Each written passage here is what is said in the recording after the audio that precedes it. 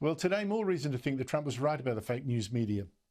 The Washington Post has now finally admitted it misquoted Trump 2 months ago, or got hoaxed, or simply made up a source, who knows, in a call that he'd made to an election official in Georgia. It misquoted Trump in a way that suggested that Trump wanted this official to cheat, to reverse the result of the election so that Trump would win. And the Washington Post's claim was taken as true by other left-wing outlets. CNN has also apologised overnight for repeating this. A claim that back in January, Trump rang this official in Georgia and told her to, quote, find the fraud, according to some unnamed source. We never told who it was, supposedly familiar with the conversation. And Democrats then used that fake news when they impeached Trump, claiming that what he was asking that official was to fake evidence of fraud. Just make it up. In fact, a recording of Trump's phone call has since been found, and it shows no such quote, no such suggestion. Instead, shows Trump suggesting fraud had been committed by Democrats, particularly in Fulton County, and he wanted this official to find it. And if you can get to Fulton, you're going to find things that are going to be unbelievable, the dishonesty that we've heard from them. Right. You know, just good sources, really good sources. But Fulton is the mother lode, you know, as the expression goes, Fulton County. Right. You've got to ask why it is that almost every single mistake that the media makes in reporting on Trump is a mistake that makes him look bad. I was joined earlier by Sky News US correspondent Annelise Nielsen. Annelise Nielsen, thank you so much for joining me. This admission that the conversation that Donald Trump had with that Georgian official was misquoted, an admission that comes 2 months later, how important is that?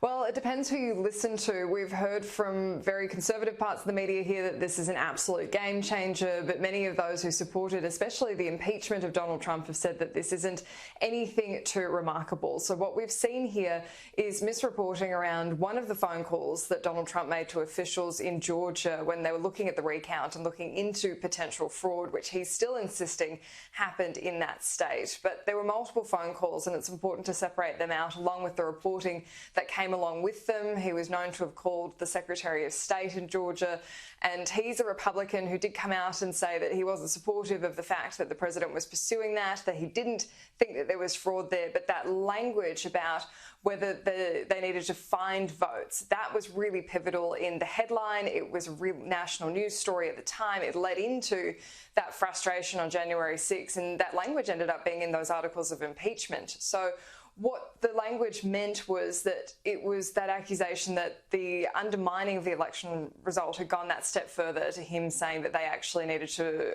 engage in fraud themselves to find it, to say find those votes.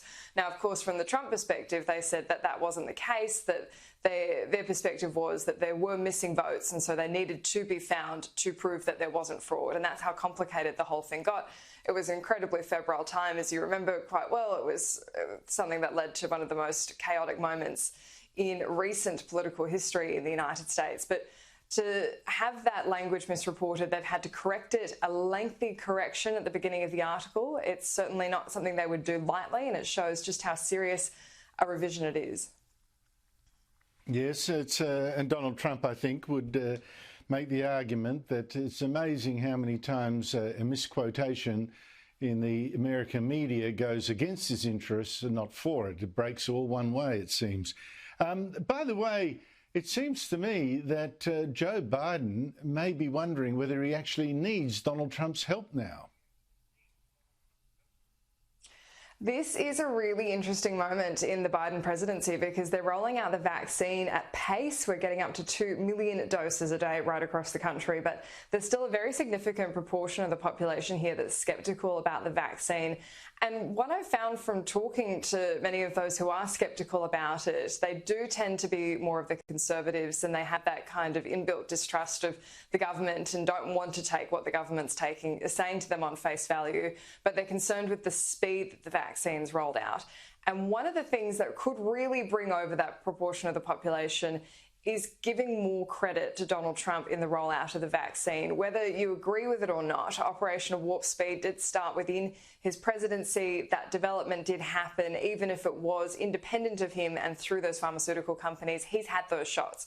So that would be a real moment to come together and say, look, we're all in this together. This is a bipartisan issue. We're all going to get this vaccine. Let's do it. But Joe Biden's really stepped away from that. He's been asked about it before. He kind of took aim at Donald Trump on social media, saying that it wasn't anything for him to take credit for, that he's responsible for the pandemic not being managed at all. But he's kind of tempered his language more, saying that his team had considered it, but they've decided it wasn't in anyone's interest. They wanted to embolden people to be listening to their local experts, like their own doctors, their own pastors, the people in their community that they trust. But there is a real missed chance there for bringing people into the fold that otherwise just simply might not get it. Well, particularly when Republican voters are much more likely to say, I don't trust that vaccine and I won't take it. So they really need to reach those people. And I can't think of anyone better than Donald Trump to help them do it.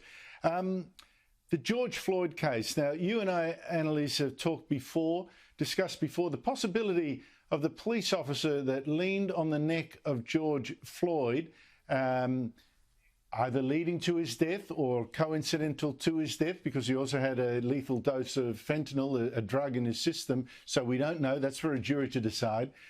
We were wondering whether that police officer could get a fair trial, given the threat of violence if he's let off or not convicted of second-degree murder. I wonder whether the latest development in that case gives us even more reason to doubt it, given that the Minneapolis City Council has awarded a record $27 million US to George Floyd's family just last Friday for his unlawful death, when there's a trial about to start on exactly that issue. How can he get a fair trial when the City Council is saying, hey, listen, by the way, we think we're guilty? Yeah, and look, this is already a case stacked against him because it's a well-established legal principle that you take your victim as you find them. And so when you put your knee on someone's neck for that long, you can expect that they would pass away, even despite what drugs are in their system. And there certainly isn't any question about culpability on George Floyd's part. And so what we are seeing is a case that already has a lot of public support behind it, a lot of public scrutiny. And in a smaller community like Minneapolis, the question's always been about how impartial can you find a jury. We've seen the Defence Counsel now say that they would like to recall these jurors that have already been sworn in, because now with this settlement coming out, it is a $27 million settlement. That is a huge amount, and it's likely that they all would have heard of that. This has given more momentum to the defence to again say, look, we want to take this outside of Hennepin County. We don't think we can get a fair trial here. But they also have to balance this against the idea that justice has to be seen to be done. People need to feel like that they've had a fair hearing in their own community, because that's how these criminal trials work. You want to see outcomes in your own community. So this is the really difficult task that they have in a case that's garnered more attention than really any criminal trial we've seen in the US, possibly since O.J. Simpson. The amount of international media coverage on this single trial has just been something that obviously they're really struggling to deal with. But it is very curious timing that they had this civil settlement come in now. This is about 10 months ago that George Floyd was killed. So it could have waited, it could have happened earlier. To have it during the jury being sworn in is very curious. Sure is. And I noticed that the DA, the district attorney who's leading the prosecution against the alleged killer of George Floyd, his son is on the city council. So we shall see whether that means anything at all, or it's just rank coincidence. A small town, Annelise yeah. Nielsen, thank you so much. Annelise Nielsen, thank you so much indeed for your time. Thank you.